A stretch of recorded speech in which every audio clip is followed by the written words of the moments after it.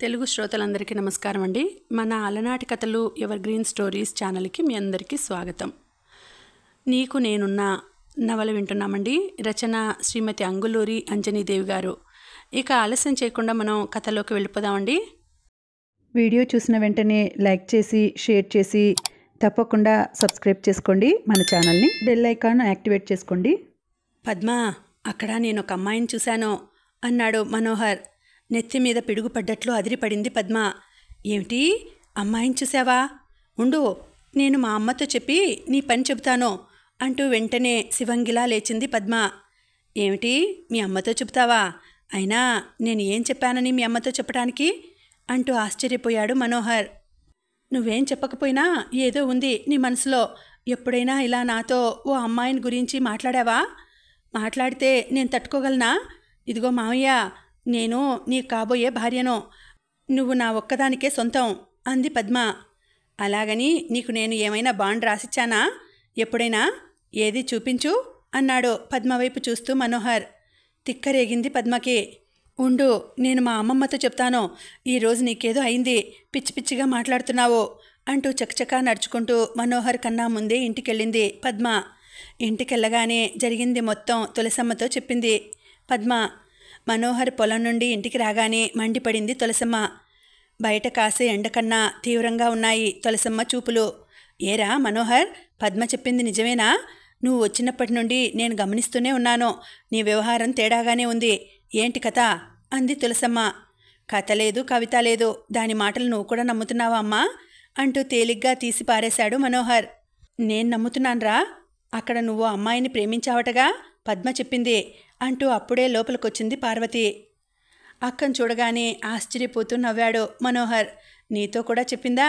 అదేం లేదక్కయ్యా, పద్మ చిన్నపిల్ల, ఉత్తినే అపార్థం చేసుకుంది అంటూ పద్మ వైపు చూశాడు మనోహర్. నేనంత చిన్నపిల్లనేం కాదు. ఎక్కడో అమ్మాయిని చూశాను అని నువ్వు నాతో చెప్పావా లేదా అంటూ నిలదీసింది పద్మ. చెప్పాను తల్లి. నువ్వు తోకను చూసి పులి అనుకుంటావనుకోలేదు. ఏదో కాలక్షేపం కోసం ఓ కథ చెప్పాలనుకున్నాను. అది కాస్త రివర్స్ అయింది అంతే అక్కయ్య. దీని మాటలు మీరు అంతగా పట్టించుకోకండి అంటూ మళ్ళీ నవ్వాడు మనోహర్. మనోహర్ నవ్వు చూసి తులసమ్మ, పార్వతీలు కూడా నవ్వారు. తన మాటను నమ్మకుండా వాళ్ళలా నవ్వుతుంటే మండిపోయింది పద్మకి. ఉండు, నేను రాణితో చెప్పొస్తా, అప్పుడు నీ పని చెబుతాం. వీళ్ళిద్దరూ లాభం లేదు అంటూ తులసమ్మను, పార్వతిని ఉరిమి చూస్తూ బయటకు నడవబోయింది పద్మ. ఈసారి మనోహర్ నిజంగానే భయపడ్డాడు. ముందు దాన్ని పట్టుకోండక్కయ్యా, వదిలామంటే ఊరంతా చెప్పేట్టుగా ఉంది అన్నాడు మనోహర్. పద్మను పట్టుకుని ఆపింది పార్వతి. గుండె నిండా గాలి పీల్చుకొని తేలిగ్గా నిట్టూర్చాడు మనోహర్. ఒక అమ్మాయిని చూశానంటేనే ఇలా ఉంది. ఆ అమ్మాయి నిజంగా తన మనసులో ఉందన్న విషయం వీళ్ళకి తెలిస్తే ఎలా ఉంటుందో ఊహించలేకపోయాడు మనోహర్. రోజులు క్షణాల్లా దొర్లిపోతున్నాయి. మనోహర్ని చూడక యుగాలైనట్లుగా ఉంది మధురిమకి. మధురిమలోని ఊహలకి ఊపిరి పోసిన మనోహర్ క్షణక్షణం మధురిమ గుండెల్లో గుచ్చుకుంటున్నాడు. మాటల్లో చెప్పలేని భావాలన్నీ మధురిమ మనసులో ఓ కుప్పలాగా కూర్చొని మౌనంగా రోదిస్తున్నాయి. ఎలాగైనా తన భావాలను కాగితంపై పెట్టాలని పెన్ను పట్టుకొని కూర్చుంది మధురిమ. లోపలెక్కడో దాగి ఉన్న తలుపులన్నీ ఒక్కసారిగా అక్షరాల రూపంలో బయటకొచ్చి మధురిమ రాస్తున్న కాగితంపై కాసేపు ఆడుకున్నాయి. నా మనసుని దోచుకున్న నీకోసం క్షణక్షణం నిరీక్షిస్తున్నా. ప్రతి నిమిషం నిన్ను చూడాలని, ఏదో చెప్పాలని, క్షణం ఒక యుగంలా తప్పించిపోతున్నా. నీ కొరకే ఆలోచిస్తూ శ్వాసించడాన్నే మర్చిపోతున్నా. నా కళ్ళల్లో నిన్ను బంధించి నిద్రించడాన్నే మర్చిపోతున్నా. ఇంకా చెప్పాలంటే నా మనోహరుడివైన నిన్ను నా మనసులో ముద్రించుకొని నన్ను నేనే మర్చిపోతున్నా. అందుకే నువ్వెప్పుడొస్తే అప్పుడు నా తీయని ఊహలతో నా ప్రేమకు అర్థం చెబుతా. నా ఆశల రంగులతో నా ప్రేమను అందంగా చిత్రిస్తా. ఒక్క మాటలో చెప్పాలంటే ఇప్పుడిప్పుడే మాటలు నేర్చుకుంటున్న నా మనసు తెగ తొందరపడుతోంది. నువ్వంటే నాకెంత ఇష్టమో నీతో చెప్పాలని. అందుకే ఒక్కసారి నీ హృదయపు తలుపులు తెరుచుకుంటే అందులో నేనుండిపోతా అంటూ మనసంతా మనోహర్ని నింపుకొని రాస్తూ కూర్చుంది మధురిమ. ఈసారెందుకో ఇంటి దగ్గర ఉండబుద్ధి కాలేదు మనోహర్కి.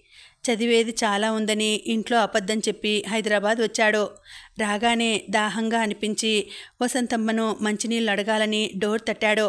గుమ్మంలో నిలబడి ఉన్న మనోహర్ని చూసి షాక్ అయింది మధురిమ.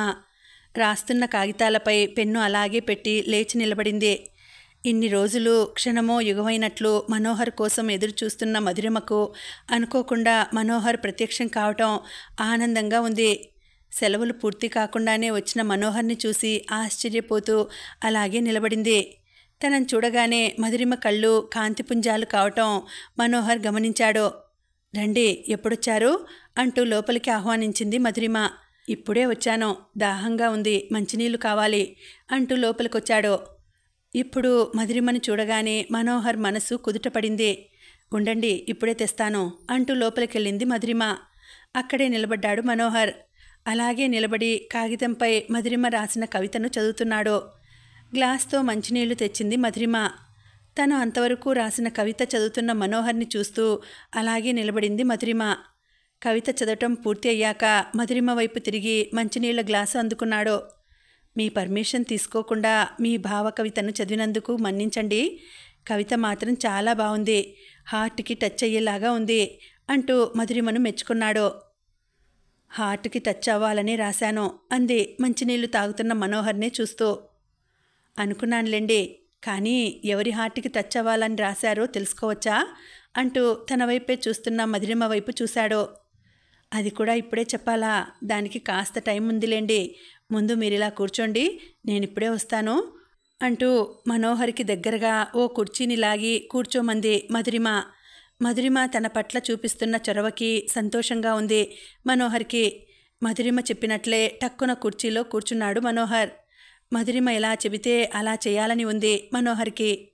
ఒక్క నిమిషం, ఇప్పుడే వస్తాను అంటూ ఒక కూజా నిండా మంచినీళ్లు తీసుకెళ్లి మనోహర్ ఉండే రూంలో పెట్టింది మధురిమ.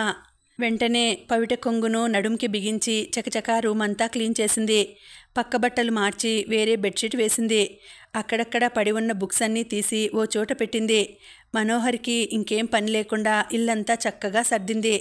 చేతులు కడుక్కొని లోపలికెళ్ళి కాఫీ కలిపి మనోహర్కి ఇచ్చింది.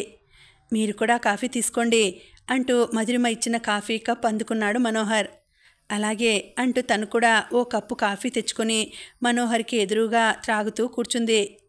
మనోహర్కి అంత దగ్గరగా కూర్చొని కాఫీ త్రాగటం థ్రిల్లింగ్గా ఉంది మధురిమకి. మా ఇల్లు రోజు ఇలాగే క్లీన్ చేసి పెడతారా అంటూ సరదాగా మధురిమ వైపు చూస్తూ అన్నాడు మనోహర్. ఇలాంటి అవకాశం ఎప్పుడైనా దొరికితే అలాగే చేస్తానులేండి. మీ కోరికను నేను మాత్రం ఎందుకు కాదనాలి అంది నవ్వుతూ మధురిమ. అప్పుడు గమనించాడు మనోహర్ వసంతమ్మ ఇంట్లో లేదని. మీ అమ్మగారు లేరా? ఎక్కడికెళ్ళారు అన్నాడు. ఇప్పుడు గుర్తొచ్చారా మీకు మా అమ్మగారు? ఇప్పటికైనా గుర్తొచ్చినందుకు థ్యాంక్స్ అంది నవ్వుతూ. అలా అని ఎందుకు అనుకుంటారు? నాకెప్పుడూ మీ అమ్మగారు గుర్తొస్తూనే ఉంటారు. మీ అమ్మగారు చెప్పే మాటలు కూడా గుర్తొస్తూనే ఉంటాయి. ముఖ్యంగా మీకు తెలుసో లేదో కానీ మీకు ఎలాంటి అబ్బాయిని భర్తగా సెలెక్ట్ చేస్తున్నారో మీకన్నా నాకే ఎక్కువగా చెప్తుంటారు. ఆ అబ్బాయి కూడా నా మైండ్ సెట్లో అలాగే ఉండిపోయాడు అన్నాడు మనోహర్. అవునా? మీ మైండ్ సెట్లో ఉండే అబ్బాయి ఎలా ఉంటారో ఒక్కసారి చెప్పండి, వినాలని ఉంది అంది ఆసక్తిగా. అవన్నీ తర్వాత చెప్పుకుందాం, ముందు మీ అమ్మగారు ఎక్కడికెళ్లారో చెప్పండి. మన పక్కింటి యశోదమ్మ గారికి ఒంట్లో బాగుండలేదని హాస్పిటల్కి తీసుకెళ్లారు అంది మధురిమ. అలాగా? మరి ఇంతసేపు నాతో చెప్పరేం? ఇప్పుడు ఎలా ఉందో ఏమో, మనం కూడా హాస్పిటల్కి వెళ్దాం అంటూ కుర్చీలో నుండి లేవబోయాడు. అవసరం లేదు, అవి మామూలుగా ఎప్పుడూ వస్తున్న మోకాల నొప్పులు. జాయింట్లు అరిగితే అలాంటి నొప్పులు వస్తాయట. అందుకే ఇప్పుడు మనం కంగారు పడాల్సిందేమీ లేదు. వాళ్ళిద్దరూ ఓపిగ్గా ఓపీలో కూర్చొని డాక్టర్ గారికి చూపించుకొని మెల్లగా వస్తారు అంది మధురిమ. మధురిమ మాటలు విన్నాక రిలాక్స్గా కుర్చీలో కూర్చున్నాడు మనోహర్. ఇప్పుడు చెప్పండి, మీ హార్టులో ఉన్న ఆ మనిషి ఎవరో అన్నాడు మనోహర్. నా హార్టులో ఓ మనిషి ఉన్నారని అంత గ్యారెంటీగా మీకెలా తెలుసు అంది మధురిమ. నాకు తెలుసులేండి, నేను కూడా అలాంటి కవితలే రాత్రి నా కలలో చాలా రాశాను. నా మనసులో కూడా ఓ మనిషి ఉన్నారు అన్నాడు మనోహర్. కలలో రాశారా? కాగితాలపై పెట్టలేదా అంది మధురిమ. మనోహర్కి వెంటనే పద్మ గుర్తొచ్చింది. నేను గాని కాగితాలపై రాస్తే ఇక రచ్చరచ్చే. ఆ కాగితాలను చింపినట్లే నా మనసులో ఉండే ఆ మనిషిని కూడా చింపేస్తారు మా ఇంట్లో వాళ్ళు. ఎంతైనా ఈ విషయంలో మీరు చాలా అదృష్టవంతులనే చెప్పాలండి అన్నాడు మనోహర్. మీరు ఫస్ట్ నన్ను మీరు అనడం మానేయండి, ఆ తర్వాత మధు అని పిలవండి. మీరలా పిలిస్తేనే నేను పలుకుతాను అంది మధురిమ. లేకుంటే తమరింక పలికేది ఉండదా అంటూ నవ్వుతూ చూశాడు మనోహర్. మనోహర్ నవ్వుతుంటే మధురిమ నవ్వలేదు. మూతి ముడుచుకుంది. ఆ ముడుచుకున్న తీరు ముచ్చటగా ముద్దొచ్చేలా ఉంది. ముద్దుగా చూశాడు మనోహర్. మధురిమ మనసేమిటో అర్థమైంది మనోహర్కి. ఆ మనసులో ఉండేది కూడా తనేనని స్పష్టంగా తెలిసిపోయింది. సరే మధు, నేనిక నా రూంలోకి వెళ్తాను. చదివేది చాలా ఉంది. నువ్వు కూడా చదువుకో. ఏ సబ్జెక్ట్ అయినా టఫ్గా అనిపిస్తే నన్ను అడుగు, చెబుతాను అంటూ లేచాడు మనోహర్. సరే అంటూ తను కూడా లేచి గుమ్మం దగ్గర నిలబడింది మధురిమ. అప్పుడే తను వెళ్ళటం మధురిమకి ఇష్టం లేదని మనోహర్కి తెలుసు. అయినా తప్పదు. నెల రోజులు గడిచాయి. కాలేజీలో ఏదో ప్రోగ్రాం ఉందని రెడీ అవుతున్నాడు మనోహర్. బాబు మనోహర్, నీ ఫ్రెండ్స్ ఎవరైనా ఉంటే కాస్త స్వీట్స్ తెచ్చిపెట్టమని చెప్పు నాయనా. ఈరోజు మధురిమను చూసుకోవడానికి పెళ్లివారు వస్తున్నారు అంటూ స్వీట్స్ కోసం డబ్బులు ఇవ్వబోయింది వసంతమ్మ. మనోహర్ ఆ డబ్బుల్ని తీసుకోలేదు. మధురిమ మనసులో తను ఉన్నానని తెలిసినప్పటి నుండి వసంతమ్మ ఇలా మధురిమకి పెళ్లి సంబంధాలు చూడటం మనోహర్కి నచ్చటం లేదు. ఎంతమందికి చూపిస్తారండి మీ అమ్మాయిని అన్నాడు మనోహర్. వసంతమ్మంటే ఎప్పుడూ రానంత కోపం వస్తోంది మనోహర్కి. తప్పదుగా బాబు, పెళ్ళయ్యేంతవరకు అంది వసంతమ్మ. ఎప్పటిలా ప్రశాంతంగానే మాట్లాడింది. మీ సొంత విషయాల్లో జోక్యం కలిగించుకుంటున్నానని అనుకోకపోతే నాదో మాట వసంతమ్మ గారు అన్నాడు మనోహర్. చెప్పు బాబు, నిన్నెప్పుడూ మా సొంత మనిషిలాగే అనుకుంటాం అంది వసంతమ్మ. మీరీ మధ్యన మధురిమను ప్రాణం లేని బొమ్మను చూసినట్టు చూస్తున్నారు. చూడటమే కాదు, ఓ బొమ్మతో ఆడుకున్నట్టే ఆడుకుంటున్నారు అన్నాడు. అదేంటి బాబు అలా అంటున్నావు? అనటమే కాదండి, ఉన్న వాస్తవం కూడా అదే. వసంతమ్మ మాట్లాడలేదు. మనోహర్ ఎప్పుడూ ఇంత గట్టిగా మాట్లాడలేదు. ఇప్పుడెందుకు ఇలా మాట్లాడుతున్నాడో అర్థం కావడం లేదు. మనోహర్ ఏది మాట్లాడినా తన మంచికే మాట్లాడతాడని వసంతమ్మకి తెలుసు. ఆ రోజు మీరు నాతో ఏం చెప్పారు? మధురిమ చదువు పూర్తి అయ్యి జాబు వచ్చాకనే పెళ్లి చేస్తామన్నారు. అది బాగుంది, అలాగే చెయ్యండి. మళ్ళీ ఈ ప్రయత్నాలు దేనికి అన్నాడు. ఈ మధ్యన నా ఆరోగ్యం బాగుండటం లేదు బాబు అంది వసంతమ్మ. మీకేం కాదు, మీరేం భయపడకండి అంటూ ధైర్యం చెప్పాడు మనోహర్. వసంతమ్మ ఏం మాట్లాడలేదు, ఆలోచిస్తోంది. ఇది నా మాటగానే కాకుండా మీరు కూడా ఆలోచించండి వసంతమ్మ గారు.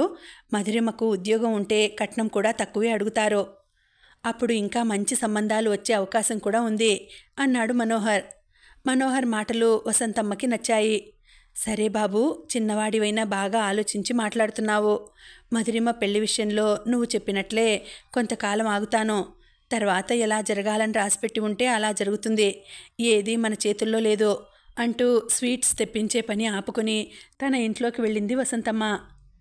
పెళ్లివారిని రావద్దని కబురు పంపింది. మనోహర్ గుండెల మీద బరువు దిగినట్లయింది. సాయంత్రం వేళ గుడికి వెళ్ళిన మధురిమను అనుసరించాడు మనోహర్.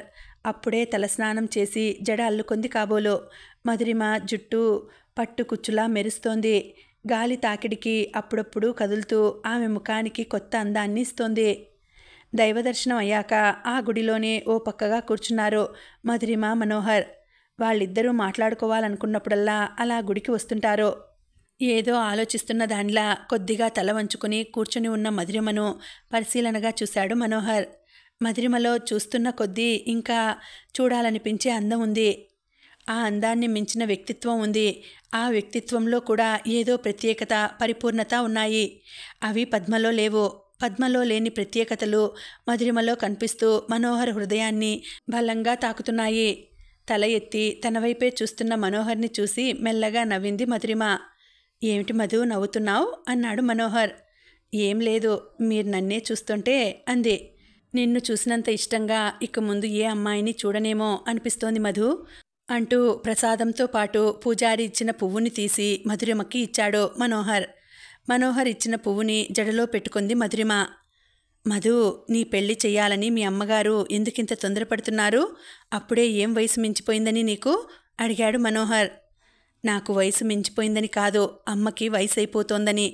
పైగా ఆమె ఆరోగ్యం కూడా అంతంత మాత్రంగానే ఉంది. తనకేమైనా జరిగితే నాకెవరూ లేరని అమ్మ ఆలోచన అంది మధురిమ. వసంతమ్మ గుర్తుకు రాగానే మనోహర్ మనసు కరిగిపోయింది. నీకు నేను లేనా మధు? ఎవరూ లేరని ఎందుకనుకుంటావు అన్నాడు వెంటనే. నాకు మీరున్నారని నాకు మాత్రమే తెలుసు, అమ్మకు తెలియదుగా అంది మధురిమ. మనోహర్ మాట్లాడలేదు. మనోహర్ మనసులో మధురిమ ఉందన్న విషయం వసంతమ్మకి తెలియదు. నిన్న నాకు జరగాల్సిన పెళ్లి చూపుల్ని మీరే ఆపేశారట అమ్మ చెప్పింది. ఎందుకు ఆపేశారు? అమ్మ నాకు పెళ్లి చేయటం మీకు ఇష్టం లేదా? అంది మధురిమ. లేదు మధు, ఎందుకంటే నేను నిన్ను ఇష్టపడుతున్నాను. ఇష్టం ఒక్కటే కాదు, ప్రేమిస్తున్నాను. పెళ్లి కూడా చేసుకుంటాను. ఇప్పుడు కాదు, నాకు జాబ్ వచ్చాక. అందుకే మీ అమ్మగారితో నిన్న మాట్లాడి నీ పెళ్లి చూపుల తతంగాన్ని వాయిదా వేయించాను. అదంతా నేను చేసింది నా కోసమే అన్నాడు మనోహర్. మరి అమ్మకు ఇదంతా తెలియదు, అమ్మతో చెప్పండి అంది మధురిమ. ప్రస్తుతం నేను స్టూడెంట్ని, ఇప్పుడు చెబితే బాగుండదు. నాకు జాబ్ రాగానే మా ఇంట్లో చెప్పి ఒప్పిస్తాను. అప్పుడు మా వాళ్ళు వచ్చి మీ అమ్మగారితో మాట్లాడతారు అన్నాడు మనోహర్. ఆ ఇద్దరూ అక్కడి నుండి కదిలి ఇంటి ముఖం పట్టారు. కాలేజీ చదువు ముగిసింది. విద్యార్థులంతా ఎవరి ఊళ్ళకి వాళ్ళు వెళ్ళిపోతున్నారు. మనోహర్ పరీక్షలన్నీ బాగా రాశాడు. మంచి మార్కులు వస్తాయన్న నమ్మకంతో ఉన్నాడు. ఇల్లు వెకేట్ చేసి ఇంటి తాళాలు వసంతమ్మ చేతికి ఇచ్చాడు. నీ వల్లనే నా బిడ్డ చదువు పూర్తయింది బాబు. నువ్వు లేకుంటే దాని చదువు నిజంగానే ఆగిపోయి ఉండేది. నీ రుణం ఈ జన్మలో తీరేది కాదు అంటూ తాళాలు తీసుకుంది వసంతమ్మ. మీ అమ్మాయికి చదువు అంటే ఇంట్రెస్ట్ ఉంది, బాగా చదివింది, అన్ని సబ్జెక్టులు పాస్ అయింది.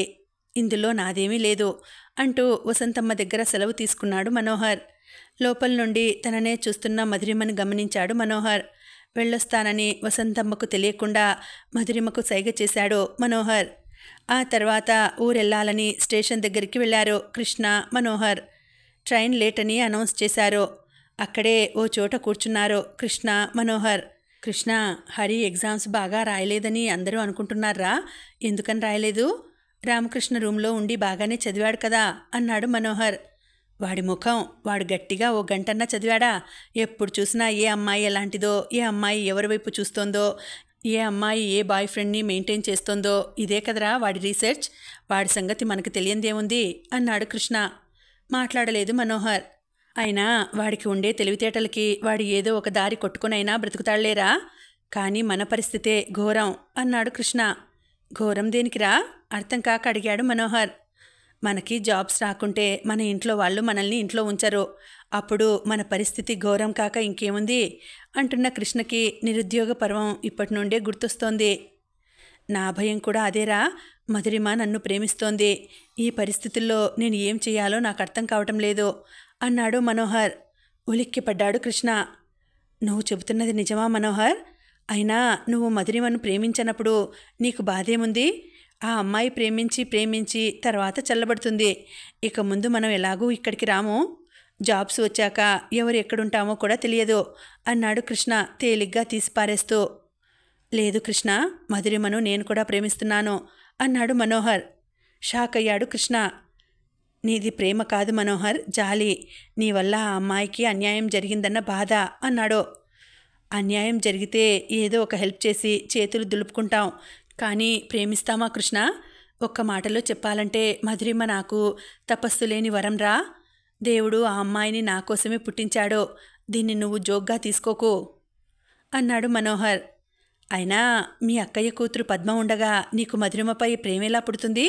నీది రాంగ్ రా మనోహర్ అన్నాడు కృష్ణ. రాంగ్ నాది కాదురా, మా పెద్దవాళ్ళది. నాకు పద్మకి ఊహ తెలియక ముందు నుండే పెళ్లి చేస్తామని ప్రకటించడం న్యాయం కాదు. పెళ్ళంటే పెదవులు ఉచ్చరించే పదం కాదు. పీటల మీద కూర్చొని తాళి కట్టి అయిందనిపించుకోవడానికి, ఒక మనిషికి తోడుగా ఉండడం. మనం ఇష్టపడని మనిషికి జీవితాంతం తోడుగా ఉండటాన్ని పెళ్లి బంధం అనరు, బాడీగార్డులా ఉండటం అంటారు. అలాంటి మెకానిక్ లైఫ్ అంటే నాకు భయం కృష్ణ. ఇప్పుడు నన్నేం చేయమంటావు చెప్పు అడిగాడు మనోహర్.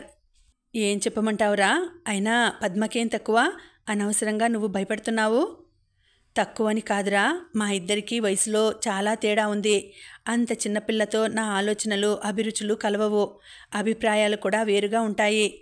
ఇలా కలవని తోడుతో ఎలా ప్రయాణం చేయాలిరా సుదీర్ఘంగా? నువ్వే చెప్పు. పద్మను ఎప్పటి నుండో నీ భార్య అనుకుంటున్నారు మీ పెద్దవాళ్ళు. వాళ్ళిప్పుడు నీ ప్రేమను అంగీకరిస్తారా? కలలో మాట అనిపిస్తోందిరా నాకు. మా అమ్మకి నేనంటే ప్రాణంరా, నా మాట కాదనదు. నా మనసేమిటో అమ్మతో చెబుతాను.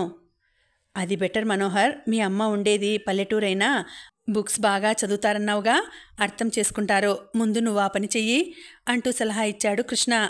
కృష్ణ ఎప్పుడూ మనోహర్ పక్షమే. ట్రైన్ రావటంతో ఇద్దరూ వెళ్ళి ట్రైన్లో కూర్చున్నారు. ట్రైన్ కదిలింది. మనోహర్కి కర్నూలులో అగ్రికల్చరల్ డిపార్ట్మెంట్లో డెమాన్స్ట్రేటర్ ఉద్యోగం వచ్చింది. కర్నూలు వెళ్ళి ఉద్యోగంలో జాయిన్ అయ్యాడు మనోహర్. మనోహర్కి అక్కడ అన్ని సౌకర్యాలు ఉన్నాయి, కానీ హోటల్ తిండి తినాలంటేనే ఇబ్బందిగా ఉంది. మధురిమ గుర్తొస్తోంది. పెళ్లి చేసుకోవాలనిపిస్తోంది. ఇంట్లో చెబితే పద్మతో పెళ్లి చేస్తారని భయంగా ఉంది. మనోహర్కి ఫీల్డ్ వర్క్ ఎక్కువగా ఉంటుంది. వర్క్ లోడ్తో బాగా బిజీ అయ్యాడు. అంత బిజీలో కూడా ఒకరోజు ఊరెళ్ళాడు మనోహర్. తల్లి దగ్గర కూర్చొని తల్లికి మాత్రమే తెలిసే విధంగా మధురిమ గురించి జరిగింది మొత్తం చెప్పాడు. ఇంట్లో కళ్ళ ముందున్న పిల్లను కాదనుకొని పరాయి వాళ్ళ పిల్ల మనకెందుకురా మనోహర్? నేను వెళ్ళి వసంతమ్మ గారితో మాట్లాడితే నలుగురు ఏమంటారు? నా మనవరాలికి నేనేదో ద్రోహం చేస్తున్నానని అనరా? అంది తులసమ్మ. ఎందుకంటారు? పద్మకి ఇప్పుడేం వయసు మించిపోయిందని. నిదానంగానైనా మనం వేరే సంబంధం చూసి చేద్దాం. ఇందులో నువ్వు పద్మకు చేసే ద్రోహం కూడా ఏమీ లేదు అన్నాడు మనోహర్. తులసమ్మ మాట్లాడలేదు, ఆలోచిస్తోంది. నేనే వెళ్ళి వసంతమ్మ గారితో మాట్లాడగలనమ్మా, కానీ నేను వెళ్ళి మాట్లాడితే అంత పద్ధతిగా మర్యాదగా ఉండదు. ఇలాంటివి పెద్దవాళ్ళు మాట్లాడితే బాగుంటుంది. అందుకే నిన్ను వెళ్ళి మాట్లాడమంటున్నాను. నేనా? అవునమ్మా, నువ్వే వెళ్ళి మాట్లాడాలి. నువ్వైతేనే మాట్లాడగలవు. నువ్వు మాట్లాడితే వసంతమ్మ గారు ఒప్పుకుంటారు. మరి అక్కయ్య మాటేమిటి? ఏమంటుందో? గొడవ చేస్తుందేమో పద్మను చేసుకోవటం లేదని. నువ్వు మెల్లగా చెబితే అక్క బావ అర్థం చేసుకుంటారు. వేరే అమ్మాయిని ప్రేమిస్తున్నవాడికి తన కూతుర్ని ఇవ్వాలని ఏ తల్లిదండ్రి అనుకోరు. ఆ మాత్రం తెలియదా వాళ్లకు? నీకు తెలియదు మనోహర్, వాళ్లకు నువ్వంటే ఎంత ఇష్టమో. కావచ్చమ్మా, పద్మ అంటే నాకు ఎలాంటి ఫీలింగ్స్ లేవు. బలవంతంగా మీరు పద్మతో నా పెళ్లి చేసినా నేను పద్మను సరిగా చూసుకోలేను. మరి పద్మ నువ్వే తన భర్త అనుకుంటుంది. దాని సంగతి ఏం చేయాలి? పద్మకు ఆ భావన స్వతహాగా రాలేదు. మీరు చెబితే వచ్చింది. మీరు చెబితే పోతుంది. ఎలా పోతుంది అని కొడుకుతో వాదించాలని లేదు. ఎందుకంటే మనోహర్ చిన్నవాడు కాదు, పద్ధతిగానే మాట్లాడుతున్నాడు. కానీ ఇప్పుడేం చేయాలి? ఏం చేస్తే ఈ సమస్యకు పరిష్కారం దొరుకుతుంది? అదే ఆలోచిస్తోంది తులసమ్మ. అమ్మా, నువ్వు ఏం చేస్తావో ఏం మాట్లాడతావో నాకు తెలియదు. నాకు మాత్రం మధురిమతో పెళ్లి జరగాలి. అది నువ్వే అందరికీ తెలిసేలా ఘనంగా చెయ్యాలి. చెప్పమ్మా, చేస్తావా లేదా? సరే మనోహర్, ఇప్పుడేగా చెప్పావు. నేను కాస్త ఆలోచించుకొని హైదరాబాద్ వెళ్ళి వసంతమ్మ గారితో మాట్లాడి వస్తాను. ఒక్కదానివే వెళ్తావా అమ్మా? లేదు మనోహర్, నా స్నేహితురాలు వసుంధర ఉందిగా. నేను అడిగితే కాదనకుండా నా వెంట వస్తుంది. ఇద్దరం కలిసే వెళతాం. అమ్మా, నాన్నగారు ఒప్పుకుంటారా? నేను ఒప్పిస్తాను, నువ్వేం భయపడకు. నాకు నువ్వు ముఖ్యం అంది తులసమ్మ. సరే అమ్మా, నేను ఈరోజే కర్నూలు వెళ్ళాలి. ఫీల్డ్ వర్క్ ఎక్కువగా ఉంది. నువ్వు హైదరాబాద్ వెళ్ళి వచ్చాక ఏ విషయం నాకు ఆఫీస్కి ఫోన్ చెయ్యి అన్నాడు. చేస్తాన్రా, నువ్వు ప్రశాంతంగా ఉండు, నేనున్నాను కదా అంది. తల్లి మాట విన్నాక ధైర్యం వచ్చింది మనోహర్కి. నిశ్చింతగా కర్నూలు వెళ్ళాడు. తులసమ్మ వెంటనే మనోహర్ చెప్పిన విషయం తన స్నేహితురాలు వసుంధరకు చెప్పాలని ఆమె దగ్గరకు వెళ్ళింది. వసుంధర, తులసమ్మ ఆ ఊరి ఆడపడుచులు. అదే ఊరికి కోడలయ్యారు. తీరిక సమయాల్లో ఆ ఇద్దరూ కలిసి సిటీ నుండి నవలలు అద్దెకు తెప్పించుకొని చదువుతుంటారు. ఎద్దనపూడి, మాదిరెడ్డి, మాలతీ చందూర్ నవలలంటే ఇంట్రెస్ట్గా చదువుతుంటారు. ఆ ఊరిలో అదే వాళ్ళకి మంచి కాలక్షేపం. నవలల గురించే కాక కుటుంబ విషయాలు కూడా ఆ ఇద్దరూ కూర్చుని చర్చించుకున్నాకే నిర్ణయాలు తీసుకుంటారు. చిన్నప్పటి నుండి వారిద్దరిది విడదీయరాని స్నేహం. అందుకే ఇప్పుడేం చేద్దాం వసు? మనోహర్ మధురిమని పెళ్లి చేసుకుంటానని పట్టుబట్టి ఉన్నాడు అంటూ చనువుగా చెప్పుకుంది తులసమ్మ. ఇంట్లో చెప్పావా? ఇంకా లేదు, నీతో మాట్లాడిన తర్వాత చెబుదామని ఆగాను. మంచి పని చేశావు. మంచి పనా అంటే ఇంట్లో చెప్పొద్దా? ఇంట్లో చెప్పకుండా మనోహర్ పెళ్ళి మధురిమతో ఎలా అవుతుంది? ఎప్పటికైనా చెప్పాలిగా. అలాంటి ఊహ కూడా చేయొద్దు నువ్వు. ఎందుకంటే ఇది వినగానే పార్వతి, పద్మ కుప్పకూలిపోతారు. నీ అల్లుడు, కొడుకులు, మాధవన్నయ్య కోపంతో మనోహర్ మీదకు వెళతారు. అప్పుడు ఇంట్లో ఎవరికీ మనశ్శాంతి ఉండదు అంది వసుంధర. కానీ మనోహర్కి పద్మ అంటే కొంచెం కూడా ఇష్టం లేదు వసు. నాతో చెప్పాడు. బలవంతంగా పద్మతో వాడి పెళ్లి చేసినా వాడు సంతోషంగా ఉండలేడేమో. మధురిమ అంటేనే వాడికి ఇష్టం. మధురిమనే పెళ్లి చేసుకుంటానంటున్నాడు అంది తులసమ్మ. వసుంధర నవ్వింది. వసుంధర ఎందుకు నవ్వుతోందో అర్థం కాలేదు తులసమ్మకు. ఎందుకు నవ్వుతున్నావు వసు అడిగింది తులసమ్మ. ఎందుకంటే నువ్వు మనం చదివే నవలల్లో మాట్లాడినట్టు మాట్లాడుతున్నావు, అందుకే నవ్వొస్తోంది. నేను చెబుతున్నాను కదా తులసి, నువ్వింతగా భయపడాల్సిందేమీ లేదు. మనం చదివే నవలల్లో ఉండే ప్రేమ, విరహం నిజ జీవితంలో ఉండదు.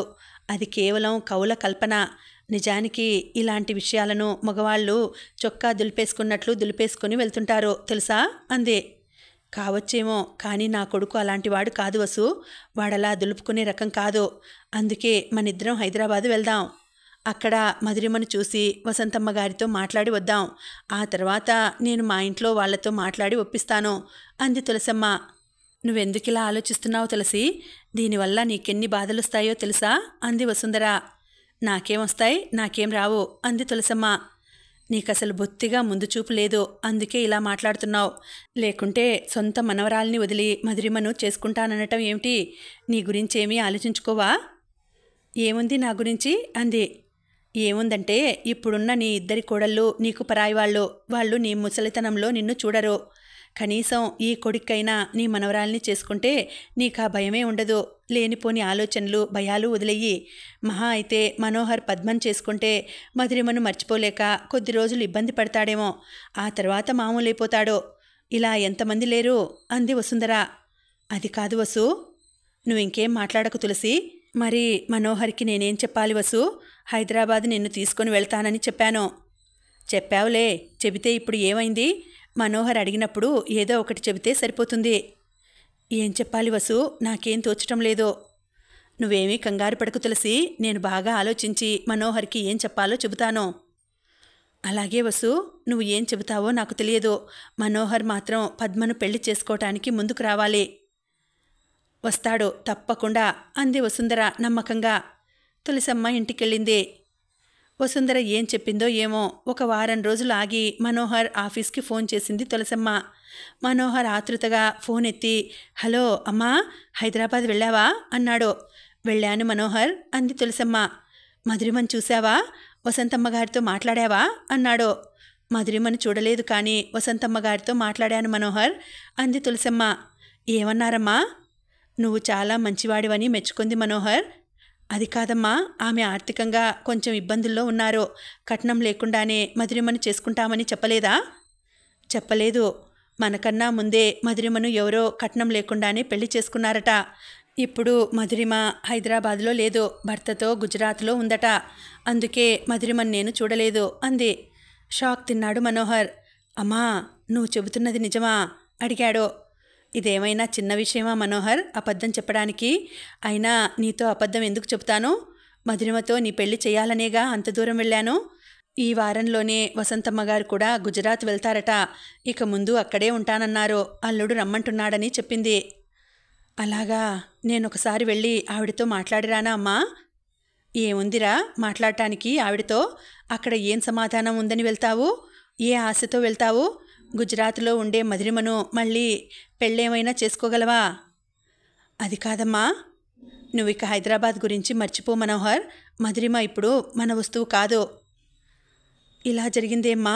ఎందుకు ఇలా జరిగింది అని మనోహర్ బాధపడుతుంటే తట్టుకోలేకపోయింది తులసమ్మ. అయినా మనసు గట్టి చేసుకుని, ఎందుకంటే ఏం చెప్పను మనోహర్, ఏదీ మన చేతిలో లేదు కదా. ఇప్పుడు నువ్వు ఎంత బాధపడినా ప్రయోజనం ఉండదు.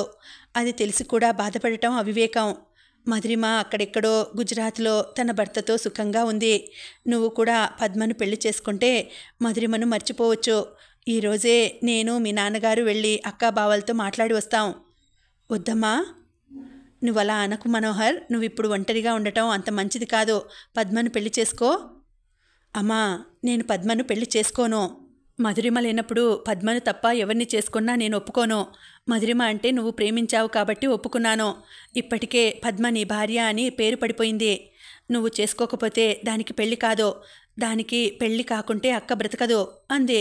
అమ్మా, నా మనసేం బాగలేదు. ఇప్పుడు నేనేం మాట్లాడలేను అంటూ ఫోన్ పెట్టేశాడు. తులసమ్మకు మనోహర్ ఇక తన చెయ్యి దాటిపోడన్న నమ్మకం ఏర్పడింది. ఇదంతా వసుంధర పని. వసుంధర తులసమ్మతో మధురిమకు పెళ్లి అయిందని చెప్పిన అబద్ధం వల్లనే మనోహర్ నిస్సహాయుడైపోయాడు. ఆ ఒక్క అబద్ధం వల్ల మనోహర్ జీవితమే మారిపోయింది. పద్మతో మనోహర్ పెళ్లి జరిపించాలని ఆ ఇంట్లో అందరూ పట్టుబట్టారు. అది మామూలుగా కాదు. ఎవరికి వాళ్ళు చచ్చిపోతామని మనోహర్ని బెదిరించి పద్మతో పెళ్లికి ఒప్పించారు. మనోహర్, పద్మల పెళ్లి ముహూర్తం దగ్గరకొచ్చింది. ఇంటి ముందు పెళ్లి పందిళ్లు వేశారు. పచ్చని తోరణాలు కట్టారు. మనోహర్ అన్నయ్యలు, వదినలు ముందుగా వచ్చారు. ఆ తర్వాత పెద్ద సంఖ్యలో బంధువులొచ్చారు. కరుణాకర్, పార్వతీల సంతోషానికి అవధుల్లేవు. హరికి కూడా పెళ్లి పిలుపు అందింది. పద్మతో మనోహర్ పెళ్లి అనగానే సంతోషించాడు. కానీ ఏవో కారణాలు చెప్పి పెళ్లికి రాకుండా తప్పించుకున్నాడని కృష్ణ చెప్పాడు మనోహర్తో. పెళ్లి కూతురు అలంకరణలో పద్మ చాలా బాగుంది. పెళ్లి కొడుకు మనోహర్ ముఖంలో నెత్తురు చుక్కలేదు. సాంప్రదాయ సిద్ధంగా పెద్దల ఆశీస్సులతో పద్మ, మనోహర్ భార్యాభర్తలయ్యారు. పద్మను ఆడవాళ్లు ఏదో పని ఉండి పక్కకి తీసుకెళ్లారు. ఫ్రెండ్స్ అంతా మనోహర్ చుట్టూ చేరారు. ఇంత సంతోష సమయంలో నీ ముఖమెందుకు మనోహర్ అలా పెట్టుకున్నావు? కెమెరా వాళ్ళు తెగ అవస్థపడుతున్నారు. కాస్త నవ్వు బాబు, చూడలేకపోతున్నాం అన్నాడు మనోహర్ ఫ్రెండ్. వాడి ముఖం నవ్వకపోయినా కలగానే ఉంది అంటూ ఇంకో ఫ్రెండ్ మనోహర్ వైపు మాట్లాడాడు. అంతలో కూల్ డ్రింక్స్ తాగుతూ ఫ్రెండ్స్ అంతా అటువైపు వెళ్లారు. మనోహర్ దగ్గర కృష్ణ ఒక్కడే ఉన్నాడు.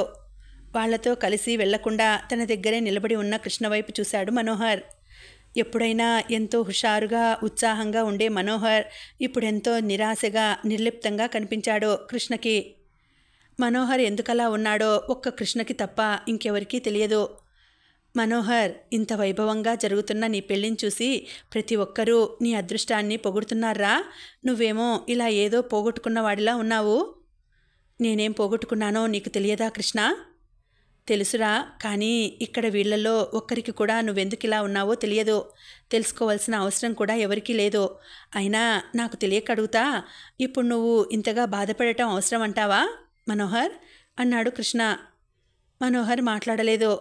నిన్ను చూస్తుంటే అందరికీ ఎలా ఉందో కానీ నాకు మాత్రం బాధగా ఉందిరా. అందుకే చెబుతున్నా, ఊహలెప్పుడూ నిజాలు కావు. నువ్వింకా ఆ ఊహల్లో బ్రతకడం తగ్గించుకో. ఆ రోజు రైల్వే స్టేషన్లో నువ్వు నాతో ఏమన్నావో గుర్తుందా? మధురిమ నాకు తపస్సు లేని వరం రా అన్నావు. ఇప్పుడు చూడు ఏమైందో. ఆ వరం ఇంకెవరికో వరమై వెళ్ళింది.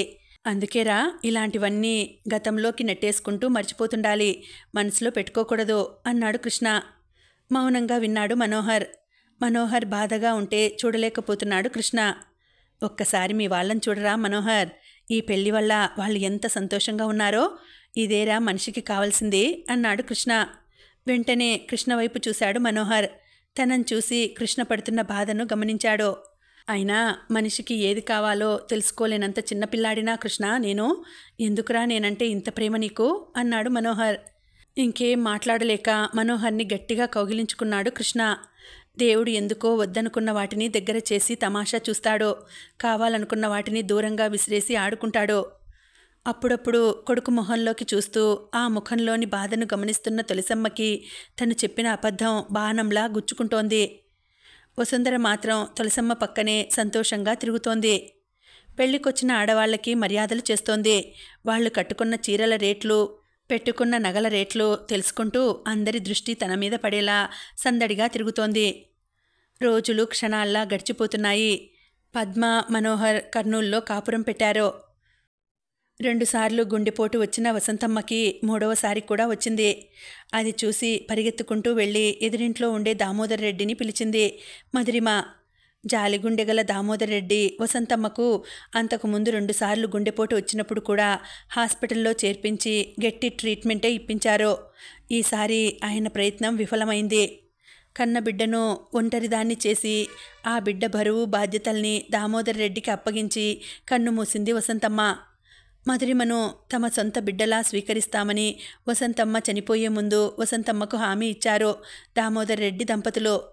తల్లి శవంపై పడి చిన్న పిల్లలా ఏడుస్తున్న మధురిమను దామోదర్ రెడ్డి భార్య దగ్గరకు తీసుకుని ఓదార్చింది. ఎవరెంత ఓదార్చినా తగ్గే బాధ కాదు అది. మధురిమను చూసి అక్కడున్న వాళ్ళంతా కంటతడి పెట్టుకున్నారు. ఇక నేను ఎవరి కోసం బ్రతకాలి బాబాయ్? నాకెవరున్నారిప్పుడు? ఈ ఒంటరితనాన్ని భరించలేను బాబాయ్ అంటున్న మధురిమను చూస్తుంటే దామోదర్ రెడ్డి గుండెనెవరో పిండినట్లు అయింది. నువ్వలా అనకు మధు, నీకు నేను మీ పిన్ని ఉన్నాం. నువ్విలా బాధపడుతుంటే ఏం చేయాలో మాకు తోచడం లేదు. ఇప్పుడు జరగవలసిన కార్యక్రమాలను చూడాలి కదా అంటూ వసంతమ్మకు జరగవలసిన కార్యక్రమాలను దగ్గరుండి జరిపించారు దామోదర్ రెడ్డి దంపతులు. ఆఫీస్కెళ్లాలని రెడీ అవుతున్నాడు మనోహర్. పనంతా పూర్తి చేసుకుని భర్త ఉండే గదిలోకి వచ్చింది పద్మ. మనోహర్ అద్దం ముందు నిలబడి పద్మ రావటం అద్దంలోంచి గమనించాడు. డ్రెస్ తీసి ఇవ్వాలని బీరువా దగ్గరికి వెళ్ళింది పద్మ. డ్రెస్ నేను తీసుకుంటాను. అక్కయ్య దగ్గర నుండి ఉత్తరం వచ్చింది. టేబుల్పై పెట్టాను, చదువుకో అన్నాడు. ఏమని రాసిందండి? మన పొలంలో పైరు బాగుందటనా? అక్కడంతా బాగున్నారా అడిగింది పద్మ. అంతా బాగానే ఉన్నారట. నాకు టైం అవుతోంది. నేను డ్రెస్ తీసి వేసుకుంటాను. నువ్వెళ్ళి కాఫీ తెచ్చి అక్కడ పెట్టు, తాగి వెళ్ళిపోతాను అన్నాడు. మనోహర్ మాటలు పద్మకెంతో బాధను కలిగించాయి. మనోహర్నే అంటి పెట్టుకుని ప్రతిదీ తనే స్వయంగా అందివ్వాలని పద్మ కోరిక. ఆ అవకాశాన్ని ఆమెకెప్పుడూ ఇవ్వడు మనోహర్. ఆమె వైపు ప్రేమగా చూడడు, సరదాగా మాట్లాడడు. ఆఫీస్ నుండి ఇంటికి వచ్చాక తినటం, పడుకోవటం అంతే. ఎప్పుడు చూసినా గంభీరంగా ఉండే మనోహర్ అంటే పద్మకి భయం. ఎప్పుడో తప్ప మిగతా టైం అంతా మనోహర్కి దూరంగానే ఉంటుంది. దూరంగానే కాదు, పెండ్లైన తర్వాత ఎందుకో తెలియదు కానీ మనోహర్ అంటే ఒక విధమైన భయం ఏర్పడింది. ఒకరోజు అలవాటు ప్రకారం మావయ్య అని పద్మ పిలిస్తే విసుక్కున్నాడు. ముసలి మేనమామని పిలిచినట్లు ఏమిటా పిలుపు? వినాలంటేనే కంపరంగా ఉంది. ఇంకెప్పుడు అలా పిలవకు అన్నాడు. ఇక అప్పటి నుండి పద్మ అలా పిలవటం మానేసింది. మనోహర్ చెప్పింది తప్ప తను కల్పించుకొని ఏదీ చేయదు. ఒకవేళ చొరవగా ఏదైనా చేస్తే ఇక ఆ రోజంతా ఇంట్లో విసుక్కుంటూనే ఉంటాడు. ఏదో ముచ్చటపడి చేసింది కదా అని సరిపెట్టుకోడు. ఇలా జరిగిన రోజులు కూడా ఉన్నాయి. అందుకే మనోహర్ మాటను కాదని ఏ పని చేయదు పద్మ. ఒక్క మాటలో చెప్పాలంటే అతని పర్మిషన్ లేకుండా అతని పక్కన కూర్చోవాలన్నా భయపడుతుంది. హై స్కూల్లో చదువుకునే రోజుల్లో ముందుగా పెళ్ళయి భర్తలతో కాపురం చేస్తున్న తన స్నేహితురాళ్ళు వాళ్ళు తమ భర్తతో కలిసి చేసే సరదాలు, సంతోషాలు పద్మతో చెబుతుంటే పద్మకి కూడా త్వరగా పెళ్లి చేసుకోవాలనిపించేది. పెళ్ళి అయిన తర్వాత తను కూడా తన భర్తతో సినిమాలకి, షికార్లకి, పిక్నిక్లకి వెళ్ళాలనుకునేది.